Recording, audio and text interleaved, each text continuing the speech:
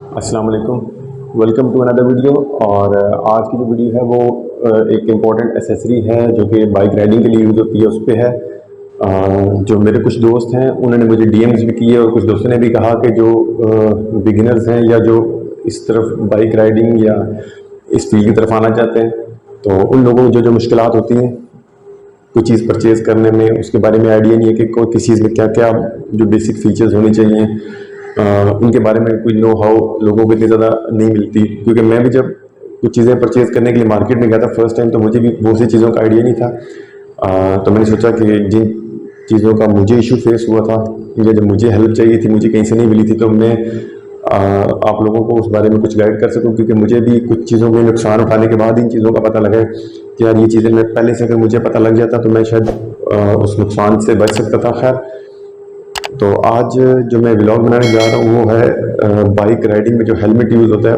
उसके रिगार्डिंग। जो normal helmet है जो डेली रूटीन में यूज़ होता है वो तो आप कहीं से भी कोई भी परचेज़ कर सकते हैं और वो बड़े एक कम कीमत में आपको मिल जाता है easily. With in I think less than 1000 में आपको मिल जाता है, 500-700 में रूटीन का जो हेलमेट है। लेकिन जब आप बाइक राइडिंग की तरफ आते हैं या ट्रैवलिंग की तरफ आते हैं, लंबे लंबे ट्रिप्स करते हैं, तो उसके लिए आपको उस हिसाब से हेलमेट भी परचेज़ करना पड़ता है। मैंने एक हेलमेट परचेज़ किया था जिसमें मुझे कुछ नुकसान उठाना पड़ा था क्योंकि मुझे कुछ बेसिक चीज़ों का आइडिया नहीं था कि उसमें क्या क्या फीचर्स, क्या क्या उसकी रिक्वायरमेंट्स हैं जो होनी चाहिए। तो फिर वो मैंने हेलमेट रिटर्न किया। तो ऑब्वियसली जब मैंने वापस किया तो मुझे उसमें नुकसान उठाना पड़ा। फिर मैंने अब एक और हेलमेट परचेज़ किया जो कि मैं पिछले कुछ 4-5 महीने से यूज़ कर रहा हूँ। और ये अनबॉक्सिंग तो खैर मैं नहीं कहूँगा इसको, लेकिन एक रिव्यू कह लें इस हेलमेट का भी, प्लस आप लोगों को मैं बता दूंगा जो बेसिक चीज़ें आप लोगों को पता होनी चाहिए before purchasing a riding helmet जो बाइकर्स यूज़ करते हैं। ठीक है, और जो प्रो लेवल के हैं वो तो माशाल्लाह ऑलरेडी इन चीज़ों को काफ़ी अच्छी तरह से देख चुके होंगे, डील भी कर रहे होंगे। लेकिन जो बिगिनर्स हैं या जो इस तरफ अभी आना चाहते हैं उनके लिए मैंने कुछ चीज़ें मेन पॉइंट्स जो है वो निकाले हैं इसमें कि आपको जब हेलमेट परचेज़ करना है तो आपको उसमें क्या क्या चीज़ें देखनी है। तो चलें फिर मैं अपना ये जो रिव्यू है या जो मेरा एक मैंने जो पॉइंट्स निकाले हैं, बेसिक जो फीचर्स क्या रिक्वायर्ड होते हैं आपको हेलमेट में, तो उनको डिस्कस करते हैं। चलिए जी, ये आ गया हेलमेट का बॉक्स। इसको खोल लेते हैं और खोलने से पहले मैं आपको ये बता दूं कि ये देखें हमारे यहाँ पे जो ब्रांड्स चलते हैं ज़्यादातर वो हैं जिकाई, वेक्टर और LS2 और इस तरह के कुछ 2-3 और ब्रांड्स हैं जो कि रीजनेबल हैं प्राइस में भी और क्वालिटी में भी, बस अच्छे समझे जाते हैं यहाँ पे हमारे पाकिस्तान में। तो ये कुछ हेलमेट के ब्रांड्स हो गए। मैंने परचेज़ किया था जिकाई का, तो उसमें कुछ इश्यूज थे वो मैंने रिटर्न किया। फिर मैंने परचेज़ किया वेक्टर वालों का। अब ये अब देखें अगर इस पर तो लिखा हुआ है WLT, product by vector bikers. तो ये वेक्टर वालों का ही सब ब्रांड है। उन भाई साहब ने तो मुझे ये बताया था जिनसे मैंने परचेज़ किया था। तो चलें इसको फिर देखते हैं। ये बॉक्स में रखता हूँ साइड पे, और ये एक बड़ी अच्छी उसके ब्लैक कलर की कवर में इन्होंने दिया हुआ होता है। तो ये है जी WLT वेक्टर बाइकर्स का एक हेलमेट। अच्छा, अब मैंने इसमें कुछ मेन पॉइंट्स जो निकाले हैं जो आप लोगों को हेलमेट परचेज़ करने से पहले लाजमी देखने, क्योंकि आप ये नहीं देखेंगे अगर तो फिर आपको शायद उसमें नुकसान उठाना पड़े या फिर आपको जो बेसिक फीचर्स हैं वो आप मिस करेंगे किसी भी राइडिंग हेलमेट में। तो सबसे पहले जो नंबर 1 मैं आप लोगों को सजेस्ट करूंगा वो ये है कि आपने ऑनलाइन हेलमेट बाई नहीं करना। क्यों नहीं करना वो मैं आपको आगे चल के बताऊंगा, लेकिन मैं यहाँ पे ये चीज़ क्लियर करता चलूँ कि मेरा मकसद ये नहीं है कि ऑनलाइन वाले आपको ठीक चीज़ नहीं देंगे या फिर उसमें कोई इशू है। मेन जो इशूज जो मैं समझता हूँ होंगे आपको ऑनलाइन परचेज में, वो मैं आपको आगे चल के डिस्कस करता हूँ। पॉइंट नंबर 2 आ जाता है हेलमेट का जो है वो आप लोगों को ना इसका प्रॉपर आपके सर पे फिटिंग होनी चाहिए। इसको ज़्यादा उसमें आपको स्पेस नहीं छोड़नी, क्योंकि जब आपके सर पे हेलमेट प्रॉपर फिटिंग नहीं होगा तो जब आप यहाँ पे आगे आप जो भी कैमरा लगाएंगे मोबाइल का या फिर गोप्रो लगाएंगे तो वो प्रॉपर जब एक जगह हेलमेट रुकेगा नहीं तो वो फिर वीडियो क्वालिटी जो आपकी व्लॉगिंग के पॉइंट ऑफ व्यू से मैं बता रहा हूँ कुछ स्टेबलाइजेशन के इशू आएंगे। तो आपको हेलमेट प्रॉपर फिटिंग होना चाहिए। उसके बाद आ जाए नेक्स्ट पॉइंट जो मैंने कहा है वो है कि इसका जो वेट है ना वो बड़ा एक सोच समझ के आपको देखना पड़ेगा कि हेलमेट आपने वो लेना है जो कि बहुत ज़्यादा लाइट वेट भी ना हो और बहुत ज़्यादा भारी भी ना हो। लाइट वेट होने से अगेन उसका इश्यू आएगा कि जब आगे से तेज़ी से हवा आती है, विंड ब्लास्ट होता है तेज़ बाइक चलाते हुए, तो ये आपका स्टेबलाइजेशन में उसमें भी इशू करेगा कि अगर लाइट वेट होगा। और अगर बहुत ज़्यादा भारी होगा तो आप जब लंबे ट्रिप पे जाएंगे तो आपको बहुत ज़्यादा थका देगा, मतलब गर्दन आपकी ना थकी थकी आपको फील होगी। तो ये आपका जो नेक्स्ट पॉइंट मैंने निकाला है वो ये है कि इसको लाइट वेट और हैवी वेट के दरमियान में कोई आप ऐसा फिट इन हेलमेट लें जो आपको ज़्यादा मतलब लंबे सफ़र में मुश्किलात ना बनाए। नेक्स्ट जो पॉइंट है वो है जी इसकी पैडिंग्स। अब देखें, नॉर्मल जो हेलमेट होते हैं उनकी जो पैडिंग होती है वो फिक्स होती है और वो हम उसके साथ ओके हैं, हमें कोई इतना ज़्यादा इशू होता भी नहीं जो रूटीन में हेलमेट्स यूज़ होते हैं। लेकिन जब आप राइडिंग के पर्पज़ के लिए लेते हैं तो आपको ये वाला पैडिंग्स वाला हेलमेट लेना पड़ेगा, जिस तरह ये पैडिंग रिमूव हो जाती हैं और वापस आप इसको लगा भी सकते हैं। अब ये पैडिंग्स वाला हेलमेट क्यों चाहिए आपको? जब आप व्लॉगिंग करते हैं तो आपने कैमरा वगैरह माउंट करना होगा आगे, तो कैमरा माउंट करेंगे तो उसमें आपको यहाँ पे एक वायर निकालनी पड़ेगी जो कि कैमरा के साथ कनेक्ट करेगी और माइक आपको यहाँ पे अंदर फिटिंग करना पड़ेगा, जो कि मैंने जैसा कि किया हुआ है। तो ये आप इसमें देख सकते हैं ये माइक फिट हुआ हुआ है। तो ये चीज़ें तभी हो सकती है जब आपका जो हेलमेट है वो पैडिंग्स वाला होगा। आप उसकी पैडिंग रिमूव करके, अब वॉशेबल है, आप इसको धो भी सकते हैं कुछ अर्से बाद, अगर मैला फील करते हैं इसको तो धो लें।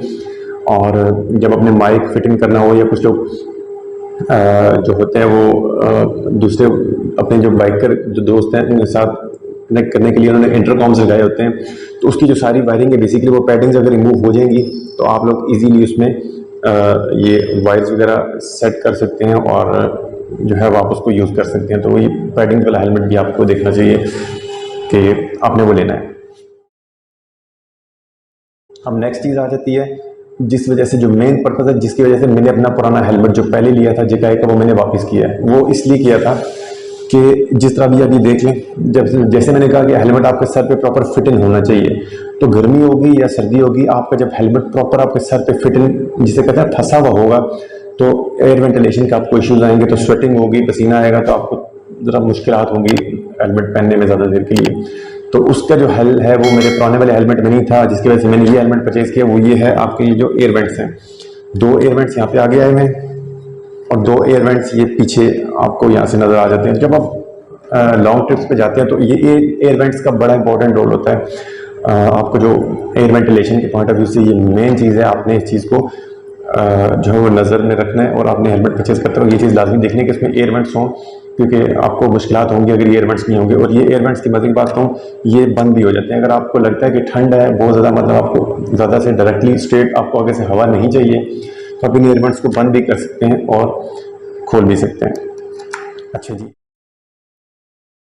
इसके अलावा आ जाए तो इसका जो वाइज़र है, जो अगला पॉइंट है वो मैंने निकाला था, ये वाइज़र, इसका सन वाइज़र होना चाहिए, मतलब धूप में आपको कुछ ज़्यादा इसमें इशू ना हो। और दूसरा आपने वाइज़र को देखना है कि इस पर थोड़ा अच्छे वाला हेलमेट बेहतर इसलिए लेना चाहिए क्योंकि जो वाइज़र होता है ये सिर्फ वाइज़र की कॉस्ट जो है 2500-3000 से स्टार्ट होती है और इस पर अगर स्क्रैचेस वगैरह पड़ जाएँ तो फिर आपको ये मस्ट चेंज करना पड़ता है। तो ये दूसरा इसके अंदर जो है ना, आपने ये देखना है कि बिल्ट इन इसके अंदर यहाँ पे ये ग्लासेस आ जाते हैं, ठीक है। तो सन ग्लासेस का काम ये करते हैं, आपको अलग से सन ग्लासेस कैरी नहीं करने पड़ते। अगर आप वाइज़र ओपन करते हैं आगे से तो ये सन ग्लासेस जो है वो आप सामने ओपन करके तो अपना जो है वो धूप में या इस तरह से आपको हेल्प आउट करते हैं ये सन ग्लासेस के पॉइंट ऑफ व्यू से।